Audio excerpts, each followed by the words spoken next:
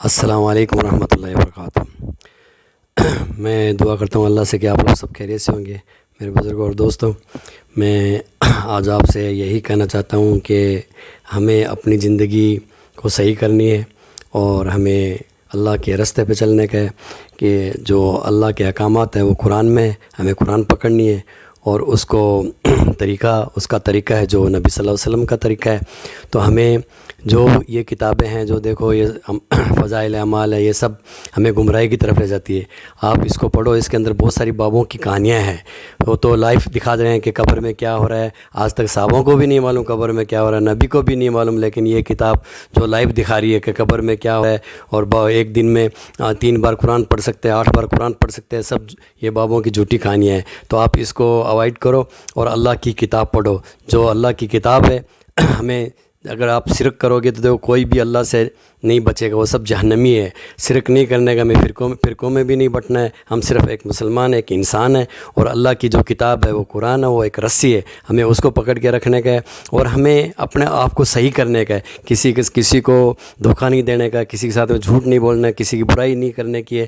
ہمیں زیادہ سے زیادہ اس کے کسی کی مدد کرو، اس کے کام آؤ۔ ہمیں ہر انسان کے کام آنے کا، چاہے وہ کوئی بھی ہو، کوئی بھی انسان ہو، سکھ ہو، عیسائی ہو، ہندو یا مسلم ہو، سب کے لیے آپ کو نیک کام کرنے کا ہے اور ایسے کام کرنے کا ہے جو جس سے اللہ راضی ہو، تاکہ ہمیں جنت میں ملے۔ ایسی کتابیں ہمیں نہیں پڑھنی ہے، ایسی کتابوں ہمیں پڑھنے کی ضرورت ہی نہیں ہے۔ اللہ نے کتاب دی ہے، آپ پوری زندگی بھی قرآن پڑھو گے نا تب بھی وہ ختم نہیں ہوئے گی۔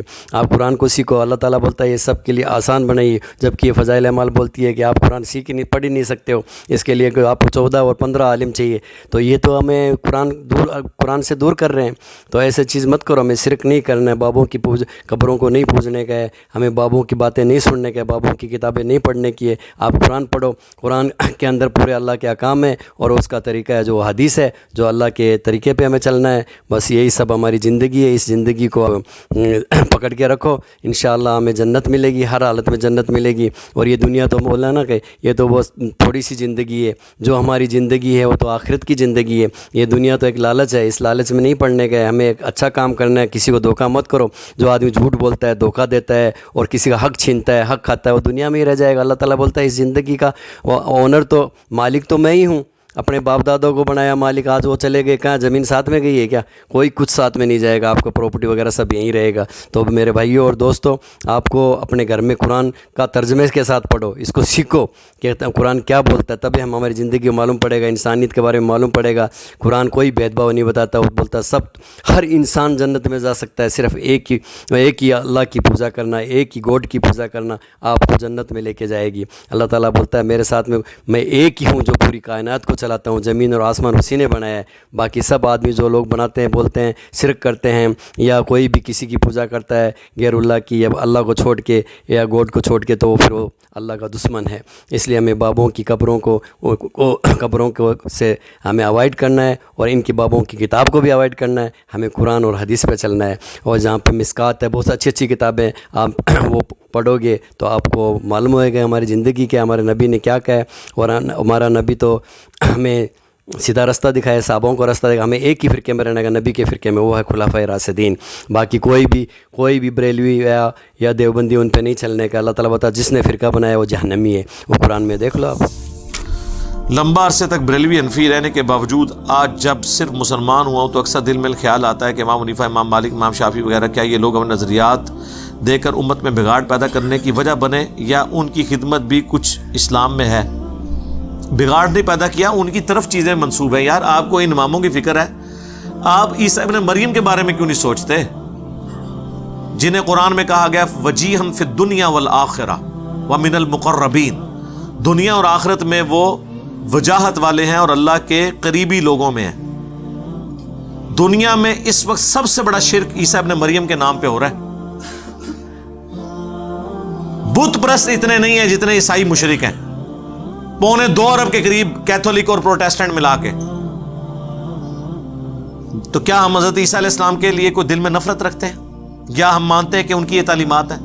تو یہ تو شاہی کوئی نہیں حضرت عیسیٰ علیہ السلام کے مقابلے پہ۔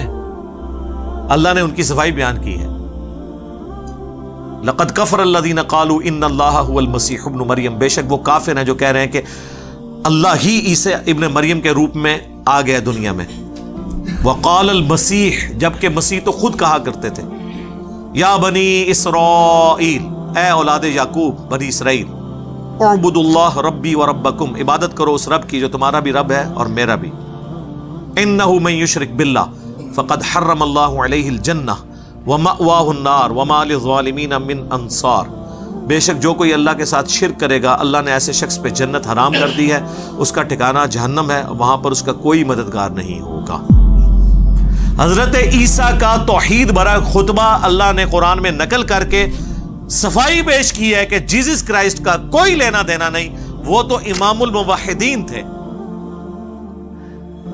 یہ نصارہ نے ان کی طرف غلط چیز منسوخ کی ہے، لہذا ان ائمہ کا کیا لینا دینا ہے۔ مسئلہ 197 میرا ریکارڈ ہے جس میں میں نے شاہ ولی اللہ دہلوی کی کتاب حجت اللہ البالغہ سے چاروں ائمہ کے اقوال بتائے ہیں کہ انہوں نے کہا کہ ہماری کوئی بات بھی کتاب و سنت کے خلاف ہو اسے چھوڑ دو، دین کو کتاب و سنت سے حاصل کرو، یہ ہمارے فتوے ہیں، صحیح بھی ہو سکتے ہیں اور غلط بھی، اور امام حنیفہ کو تو یہاں تک لکھا ہے کہ کسی کے لیے جائز نہیں کہ میرا کوئی فتویٰ ایسا بیان کرے جس کی دلیل اسے معلوم نہ ہو، صرف یہ کہہ کے کہ ابو حنیفہ کا فتویٰ ہے۔ امام حنیفہ تو یہ کہہ رہے ہیں، اور تقی عثمانی صاحب کے جو ابا جی تھے ان کے جو استاد ہیں شبیر احمد عثمانی صاحب جنہوں نے محمد علی جناح کا جنازہ پڑھایا تھا، وہ مفتی شفیع صاحب کے استاد بھی ہیں، انہی کی نسبت سے مفتی شفیع صاحب نے اپنے بیٹے کا نام تقی عثمانی رکھا، شبیر احمد عثمانی۔ وہ محمود الحسن دیوبندی کا جو ترجمہ ہے نا، اس کے وہ حاشیے میں وہ سورہ لقمان کی تفسیر میں لکھتے ہیں کہ قرآن میں تو آیا ہے کہ دودھ چھڑانے کی عمر جو ہے وہ بچے کی 2 سال ہے، لیکن امام حنیفہ کہتے ہیں 2.5 سال ہے، ہو سکتا ہے ان کے پاس بھی کوئی دلیل ہو، اور امام حنیفہ کیا فرما رہے ہیں کہ کسی کے لیے جائز نہیں ہے کہ اسے اگر میرے فتوے کی دلیل نہیں پتا تو وہ اس چیز کو آگے لے کے چلے۔ اور پھر دوسری بات، امام حنیفہ کے پاس کون سا الگ قرآن تھا جس میں 2.5 سال لکھی ہوئی تھی؟ قرآن کے خلاف بھی کوئی دلیل ہو، حدیثیں تو اسی جان چھڑا لیندو کہ ساڑیاں گواچ کی ہیں، قرآن تو 2 گتوں میں ہے نا، جو قرآن میں مسئلہ آ گیا ہوا ہے اس میں کون سی آپ نے روایتیں لے کے آنی ہیں جو قرآن کے خلاف ہوں گی؟